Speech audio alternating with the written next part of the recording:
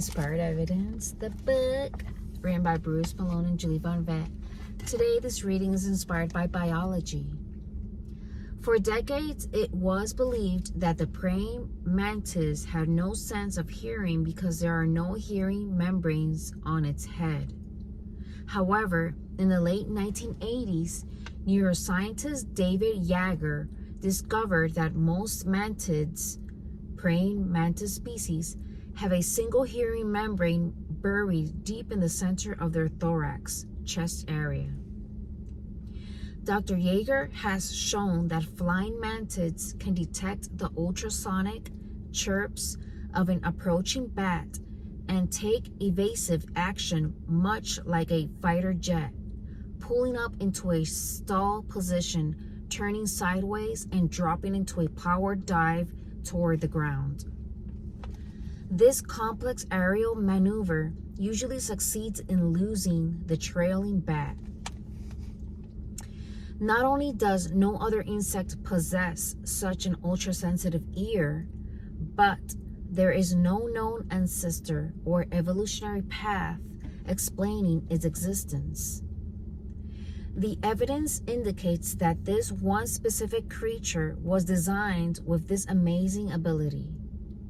Further, frustrating any supposed evolutionary explanation, fossil mantids had been shown to possess the same features long before bats were supposed to have evolved, making the need for such a feature unnecessary.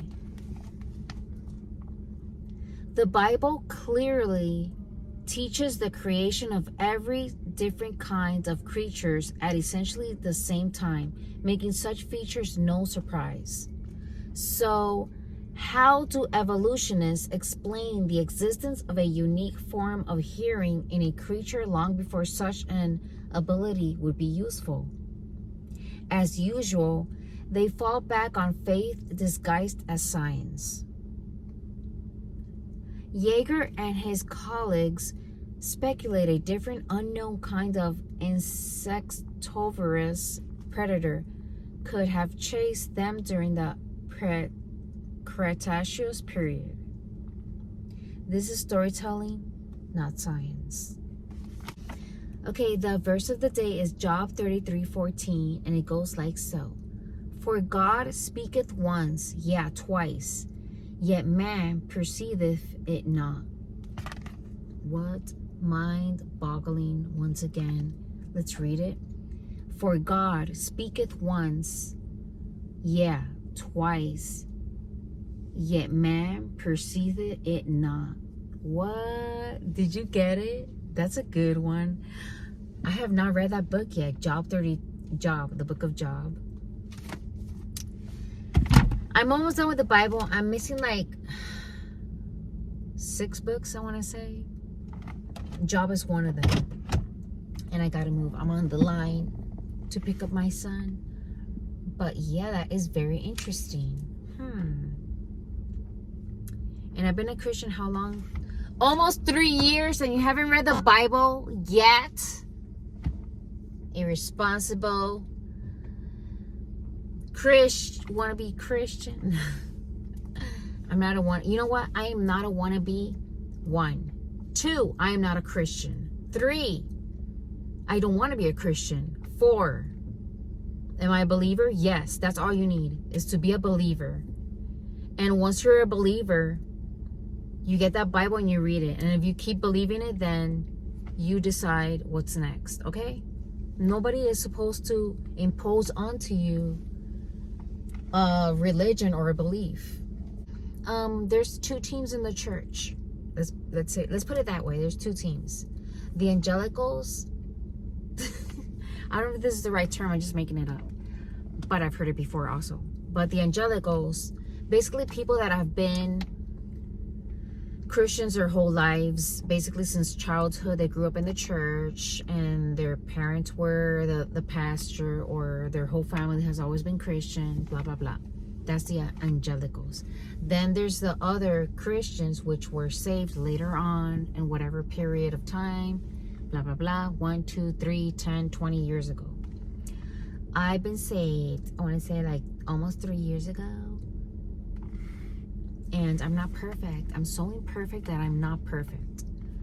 And I love myself. And I've set myself that way. And I'm going to be a sinner. And I admit that I'm going to be a sinner regardless if I want to be or not. Because I can feel it in my veins that I'm always going to sin.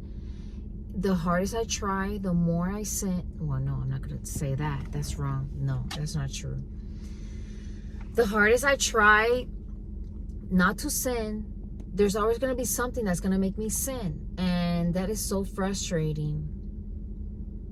But at the same time, I'm very accepting of it because I know that we live on earth and it's not a perfect world. And we have so many lessons to learn. And besides, God already knows your heart. And whether you want to believe me or not, and you want to, whatever way you want to interpret what I'm saying or not, I can't say, there's nothing I can say to convince you of anything, you know? Unfortunately, there's not much we can do as humans. That all comes from the heavens. I don't know how to explain it. Like, I was an atheist my whole life. How am I going to tell you what to do or what not to do? I was an atheist my whole life until I was literally 19. Well, not my whole life, half my life. I've been an atheist. Then at 19, I started believing. Once my mom passed away and I saw a few little miracles here and there that got me thinking, wait, there's something supernatural over out of this world that's not here present, but it's a mighty force, unexplainable mighty force that's universal. So I started believing, and then I started putting the puzzle together, and it wasn't until my late 30s that I got saved. But going back to what I was saying, I need to move. I'm on the line. I'm in the line to pick up my son from school. Because after COVID, this is how schools do it now. You can't just, like, you know, just pick up your kid and drive out. I don't know how it was back in the 80s or 90s as a parent, but these days, like, we have to drive in a line to pick up our kids. Anyhow, what was I saying? Oh my God.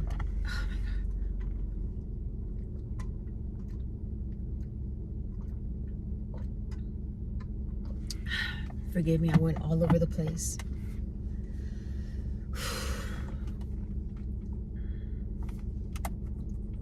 I'm just gonna I lost my train of thought. Totally lost my train of thought.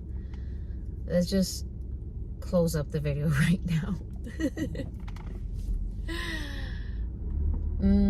I'm just gonna say, you guys, that whenever your time comes to get saved, or, you know, start following a spiritual path of your choosing, because there's so much to choose from. Even if you're a Christian, you know, without counting the Catholics, we all know what the Catholics are like. You know, they go party every weekend and get stoned and drink, and they don't care. They have, at least they have faith, you know. They have a foundation, you know. They have a foundation. That's why their church is so rich and powerful, because they have a strict code of conduct, regardless of what the masses follow or not.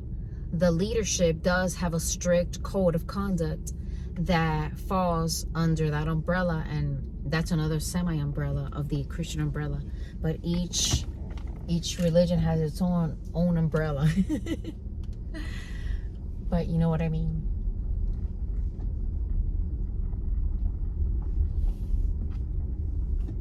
I grew up Catholic. Here and there, went to mass. Nothing strict, or nothing of every Sunday. I'll be back reading tomorrow, the next daily devotional. I have a whole playlist of this book. Literally, it's a whole year's worth of videos. And I'm about to conclude the book coming up next month. And that's that. It's been such a wonderful experience. It's been pleasant. And God bless you guys. I'll be back tomorrow. Bye.